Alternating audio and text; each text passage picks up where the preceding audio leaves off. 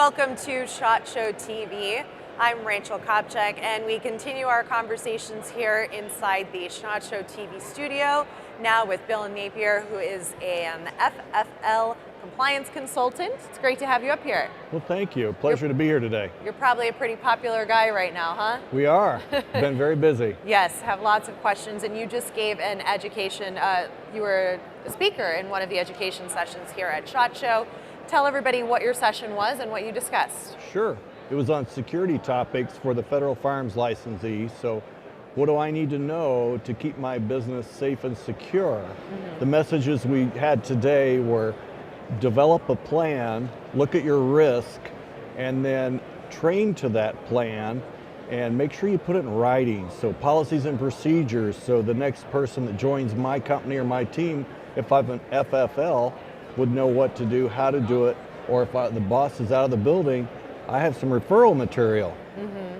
Now, what are some of the biggest mistakes you guys see when it comes to people not following the protocol? Not testing your equipment to make sure it works is probably a big one.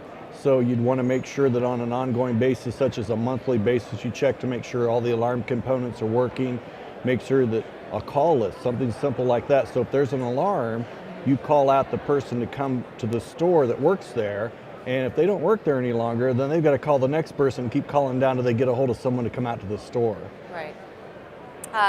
Give us some more examples of advice that you give often and that questions that people ask you a lot about and that they need help with when it comes to being compliant. Sure. I would suggest that if you're going to use cameras, get a few really good ones. Don't get a lot of average cameras. So spend your money up front and get excellent equipment. Don't get average equipment, because you can get average equipment that won't last and won't give you the pictures that you need. And you've got a lot of experience in this field, over 30 plus years of experience. So I do. Fill us in a little bit on your background. Sure. So spent leadership positions or time in leadership positions at some large retailers, leading the security and compliance departments and leading large teams. And so we train our teams to go out and spread that knowledge, conduct investigations, and help those in the building to make sure they're compliant. Right. What are some of the big changes people are going to see in 2016 when it comes to their compliance? There's some new interpretations to some of the federal firearms laws, and I think we're going to see that.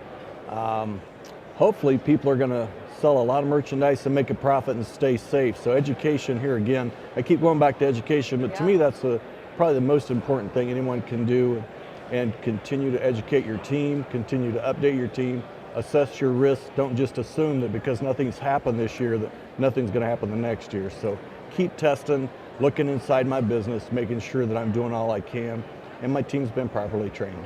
Great. All right. Thank you so much. We appreciate your time. Well, thank you. I'm Rachel Kopchak with SHOT Show TV.